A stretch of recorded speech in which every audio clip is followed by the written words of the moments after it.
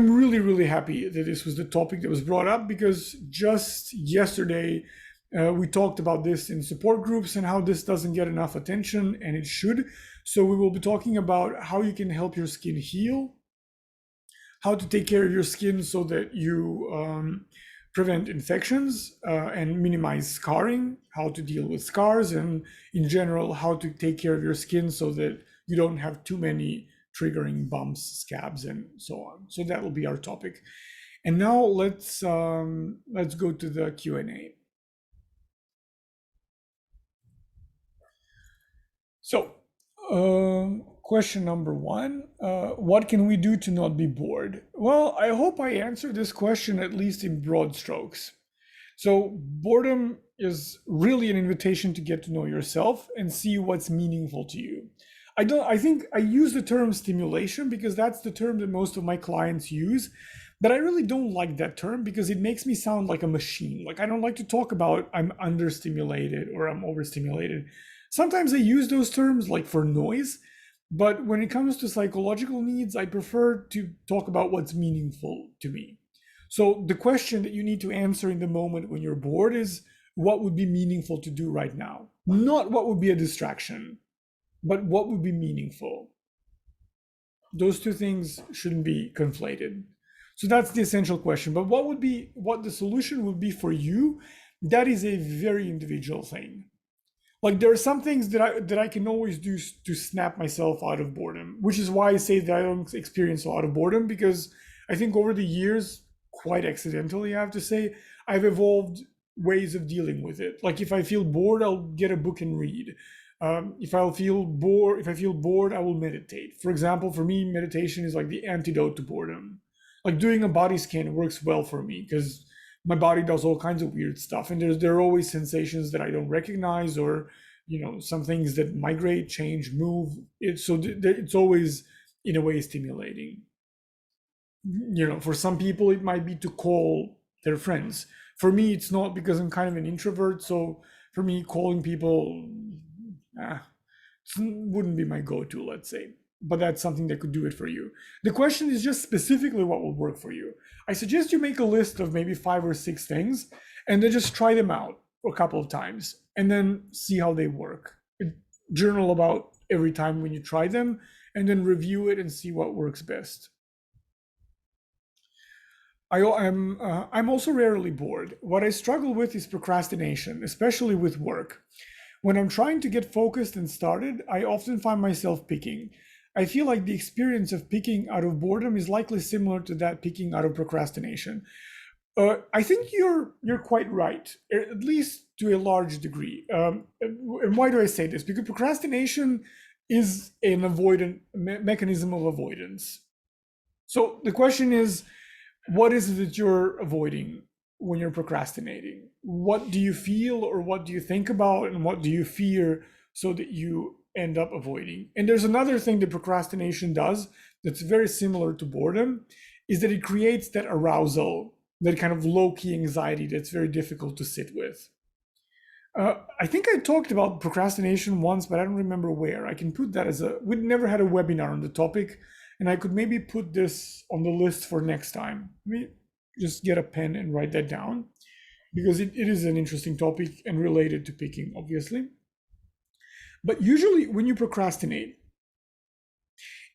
you will say maybe like I play video games to procrastinate, or I watch TV, or I read to procrastinate. But what you're actually doing, and this is kind of maybe sounds like a wordplay, but I think it's more than that. You're not reading a book. You are actually not doing your work, which means that your focus is not quite on the book. That's supposedly what you're using to procrastinate, because a part of your brain is still telling you you should be working, you should be working, you should be working. So it splits your focus.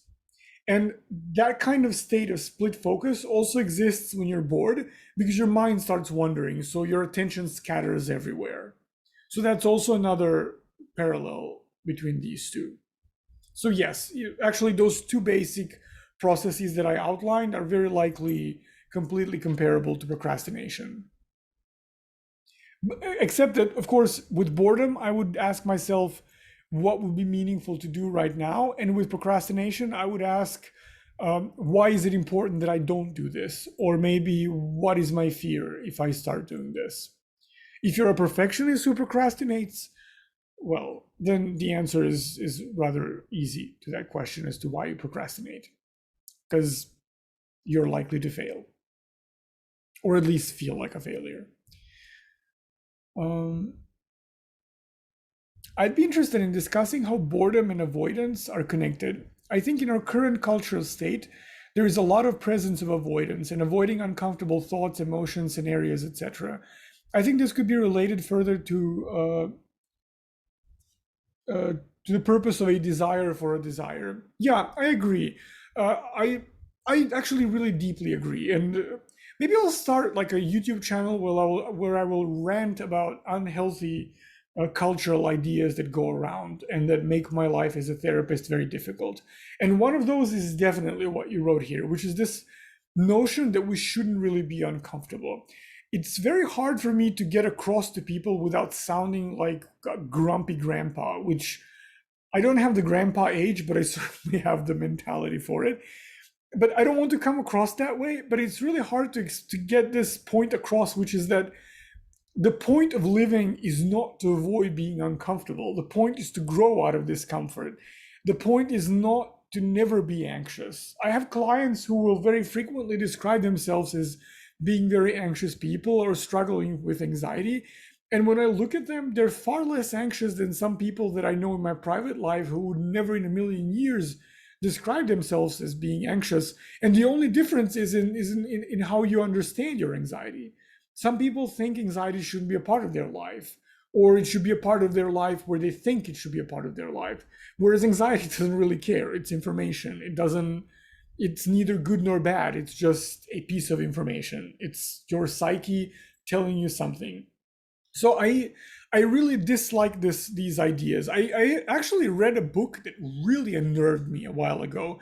It was written by this meditation teacher who is very popular, so I wanted to see why people like him that much. I was never attracted to his teachings because they seemed to be, I don't know, I just didn't like them. Shinzen Young is his name. And he's slightly too pretentious for my taste. But anyway, he talks about in that book about kind of finding a pill for enlightenment. How, with the development of technology, maybe we could find a pill or some kind of mechanism that would take away all our suffering. Because the ultimate goal of meditation, of course, is to reduce your suffering.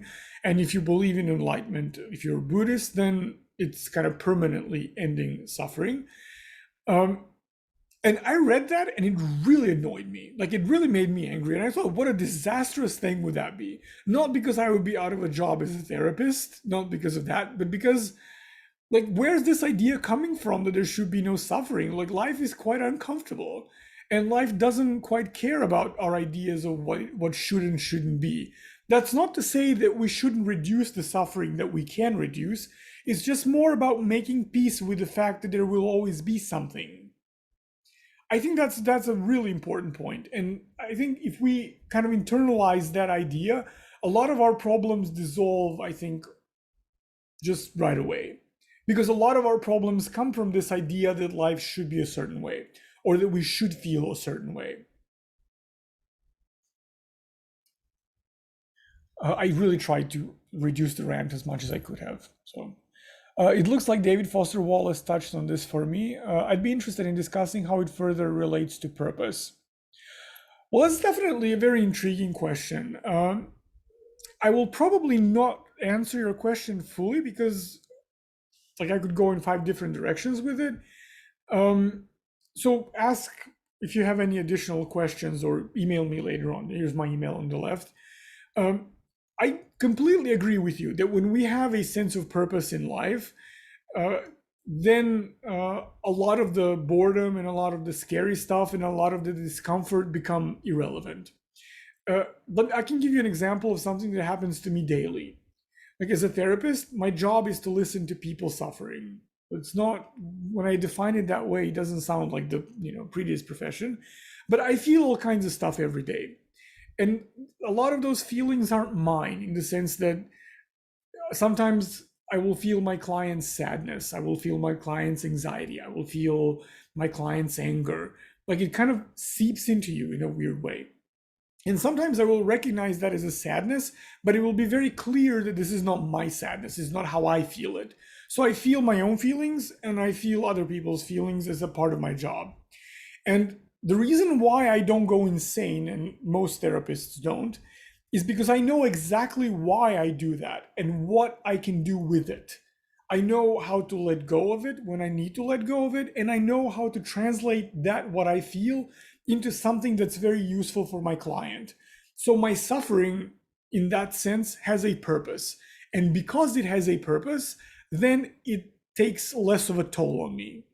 One of the reasons why, of all the types of CBT out there, the only one I truly like is acceptance and commitment therapy. It's precisely because of this, because it emphasizes this idea that we need to have very clearly defined values that we will hold on to, because it's those values that give our life meaning. And that's a bridge for me between acceptance and commitment therapy and constructivism, because the kind of the core of constructivist psychology is that our well-being is not driven by absence of suffering or absence of symptoms. A good life is a meaningful life, not life without obstacles. In fact, you could argue that without obstacles, you don't generate experiences, and then you don't generate constructs, and then you're not able to give meaning to your life.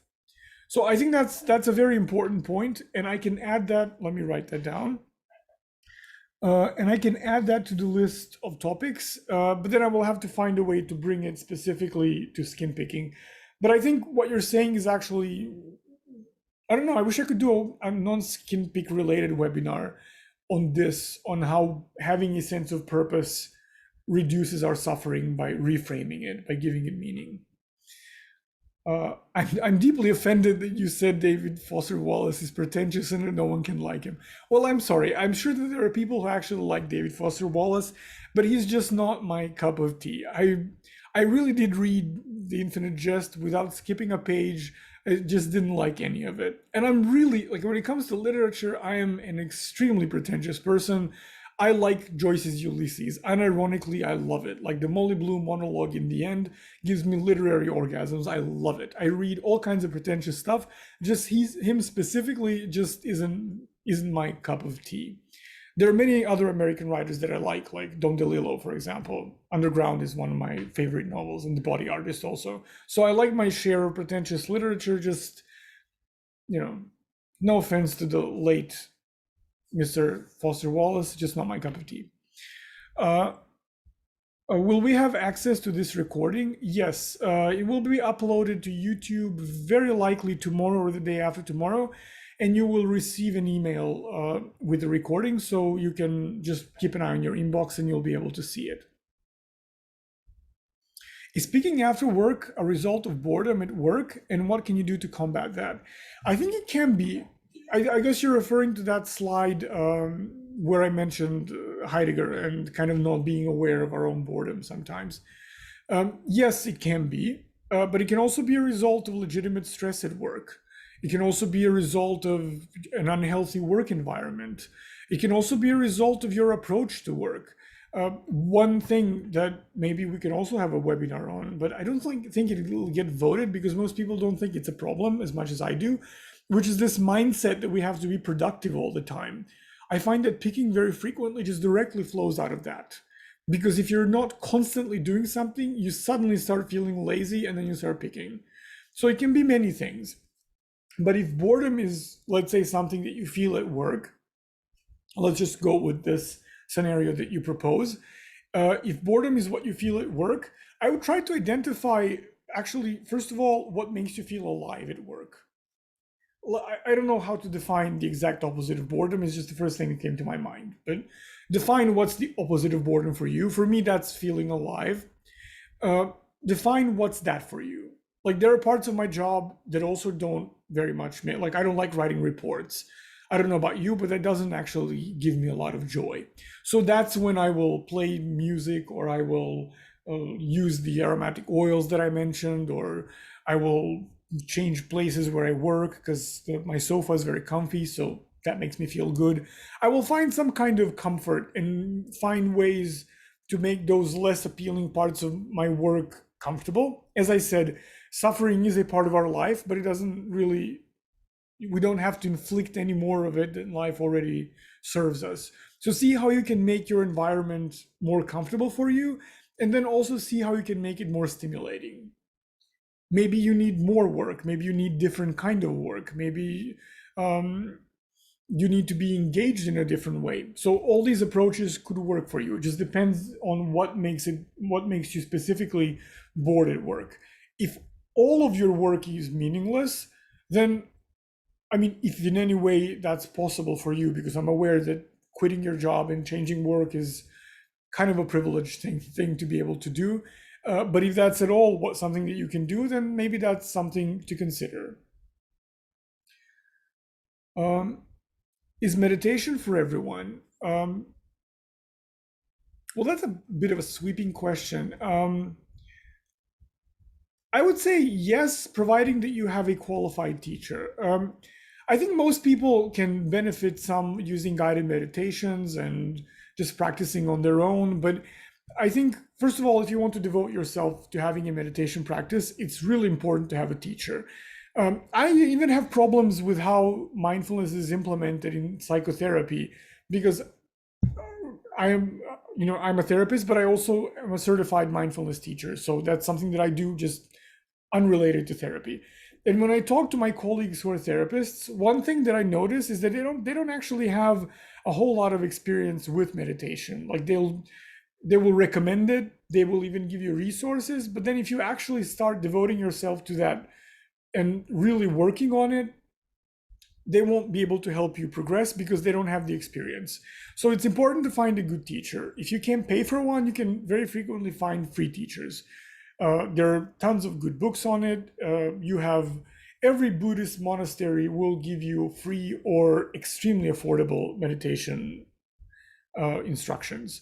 They will not try to convert you. Buddhists don't really care very much for that, but they will help if they can help. So you can just go there and ask for help, and they'll teach you how to meditate. And they also likely know more psychology than your average meditation teacher. So it's easy enough to learn if you want to. And why did I say that this is important? Because there are some things or problems or like, for example, if you have ADHD, meditation can actually be extremely helpful because it will stabilize your attention. But if you try to meditate on your own and if you don't have regular instruction, it'll drive you nuts because it'll be very frustrating and very difficult. If you've experienced trauma, mindfulness can be very useful for PTSD, but you have to introduce it in a very specific way. So you need to know someone who is a therapist or at least train in administering mindfulness for PTSD. And then you need to approach it very gently. If you're prone to dissociating from your feelings, mindfulness can also be terribly harmful, but also tremendously beneficial. So it's only important to approach it in a good way, like to find a good entry point. And for this, you sometimes need an experienced teacher. If you have a psychotic disorder of some kind, like schizophrenia or schizoaffective disorder or schizotypal disorder, this is also something where mindfulness can be helpful in certain periods when you're stable, but it really has to be taught by someone who knows what they're doing. Otherwise, it can cause more harm than good. But for 95% of the people, mindfulness is really healthy and harmless. So I don't want to scare anyone into not meditating. Just the point is just to approach it with caution. The reason why I like mindfulness is because even in this kind of personal growth, self-development area, people are really being given these recipes for things, or when they tell you like 5 reasons why you're depressed. Whenever I get suggested a video like that, just makes me want to send hate mail to those people. Like, what do you know about my life to give me 5 tips about something? But that seems to be the approach that people take. Whereas like 60 years ago or 70 years ago, you'd go to psychoanalysis and go through your entire life and understand exactly how you became the person that you are. And I feel like today meditation is maybe the only thing that actually gives us that. that allows us to take a look into our minds and kind of become aware of what means what to us, what makes us happy, what makes us unhappy. And then based on that, we can create our own solutions and we can understand ourselves better. So that's why I like it. It's kind of a, I guess, an affordable way to be introspective, if that's something you care to do. I find that this is a great advantage over any form of CBT in and of itself. Thank you. This was very helpful. Well, I'm glad that it was helpful. Um, Let me see. Another person who apparently like, I never knew David Foster Wallace is genuinely that popular. So I apologize to all his fans out there. Um, I understand what you mean when you say that we should be more mindful of what we need, but when I'm bored, if I try to look inward, what I see is chaos, and that chaos is really terrifying. Sometimes my peeking is not even mindless when I get in when I sorry, I'm blind right now. Huh? When I get in touch with those feelings, all I want to do is escape. Yeah, I can completely relate to that. And in fact, this is something that happens as a consequence of avoidance. Avoidance has this terrible quality that the more you avoid, the scarier it seems what you're avoiding. It's kind of like those horror movies where you never actually see the killer or the demon or whatever. Like one of the reasons why I think like the Friday the 13th is that the guy with the white mask franchise was so successful is because you never know what he looks like, so he can be anyone. Or why, like if you've ever seen The Conjuring 2, I've given this example so many times by now, but in The Conjuring 2, what truly, it's one of those one of the very rare horror movies that actually scared me. It was not the ghost of the old man in the house. It was the freaking nun that kept appearing. Like the kind of just flashes behind their backs from time to time. Or like when they close the door, she appears for a millisecond. Because I see something creepy and vague and it disappears. And because I don't see what it is, it scares me. But then when I actually saw the movie, The Nun, it wasn't scary anymore. I thought the effects were great, like her appearance in the end was really majestic, but it didn't scare me because I could see her clearly. And this is how avoidance works. The more you turn your back on your internal experiences, the less you see them, and the more they become vague and unseen, it becomes easier to project onto them. So what starts as anxiety about something becomes a horror movie in a year or 2 years. So I'm sure that if you've been kind of avoiding your body and your internal experiences for a very long time, I'm absolutely certain that what you're feeling is chaos. But a part of what meditation does is that it teaches you to sit with that chaos, observe it, look at the patterns that repeat, and then put it into words and make it actionable. But chaos always comes when we are learning something new about ourselves. Remember what I said about how we sometimes prefer safety and predictability even to health? Well, the same goes with this. When memories that we've suppressed start emerging and coming forward, from when we start becoming aware of them, they will disturb us, we'll become very anxious. It's not because a memory can harm us. It's because we're discovering a part of ourselves that we cannot predict and we have no idea what else will come out. So of course it causes this kind of chaotic reaction. So learning how to sit with the chaos and observe it is something that's really important for healthy emotional regulation. Any recommendations as far as apps or teachers go? Well, myself, of course. No, I'm just kidding. I wouldn't recommend myself to anyone. So when it comes to teachers, actually just the other day I saw an advertisement for a course that I think is definitely worth checking out, and it's around $200. It's an introductory course to Vipassana, which is like insight mindfulness meditation, taught by Joseph Goldstein and Sharon Salzberg. Both of them are remarkable, accomplished teachers. I've learned from them just so much over the years. Sharon Salzberg, when it comes to loving kindness and compassion meditations, she's really the master of them. She's truly a remarkable woman, and Joseph Goldstein also excellent.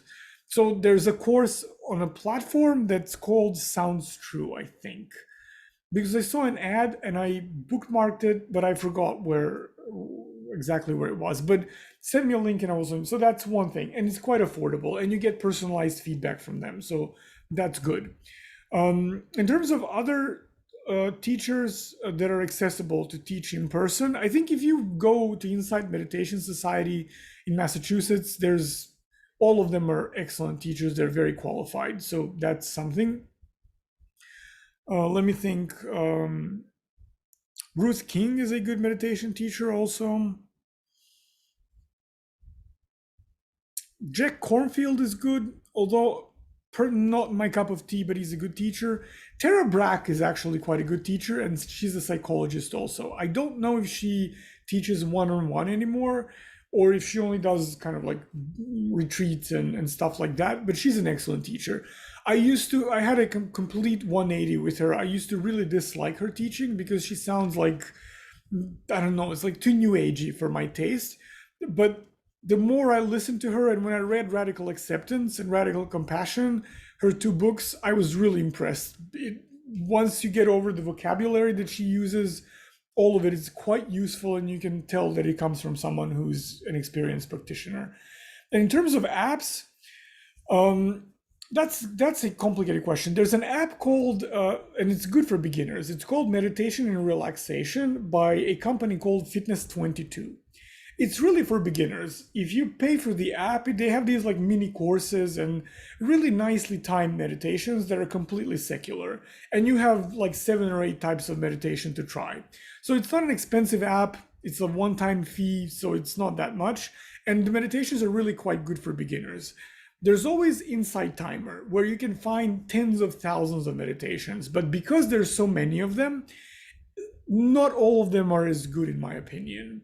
You can find all kinds of strange stuff, but there's also, if you're interested in combining spirituality and religion with meditation, you can find a bunch of those for any religion there. So Insight Timer is fine overall.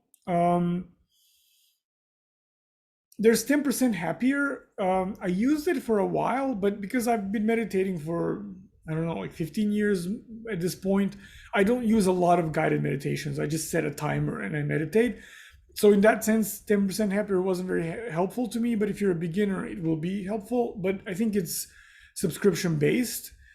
Yeah, and I think that's all as far as the apps go that comes to my mind right now. Uh, Thank you very much for the talk. I'm really interested in this topic and found the lecture informative, thought-provoking, and validating. Well, I'm very glad to hear that. And yeah, boredom is a very interesting subject, and I'm sorry that there isn't more research on the topic. It would really be fascinating if someone would kind of take a look at how our processing of reality changes when we're bored. Um, I don't think kind of reading philosophy is maybe for everyone, although I've mentioned some, so you can start exploring if that's interesting to you. And Schopenhauer is also someone I would recommend for boredom if you can go through an insufferable amount of misogyny and just general grumpiness. But he was a smart guy and has a lot to say. And Kierkegaard also. I think this would be a good time to stop because we've been at it for 2 hours now. So if you have any questions, remember anything else, you want some kind of a tip, email me. If you have any questions about the program or whatever technical stuff, email our support. We will have on the 30th, I think, another webinar. It's a very brief webinar, and I'll talk about like SkinPick and how it works. But afterwards, we'll have another Q&A. So if there are some questions that I didn't get to answer because I see I didn't get to all of them, if you think of anything else, you can join in to that one and just ask the questions in the Q&A part. Because I decided to kind of, it's hard for me to do a 2.5-hour webinar like this because I just become exhausted afterwards. But we can have another Q&A then. So anything you think to ask, just join that one and I will answer your questions easily. So thank you all very much. And next month we'll talk about skincare and hope that will also be useful. Have a pleasant evening, everyone.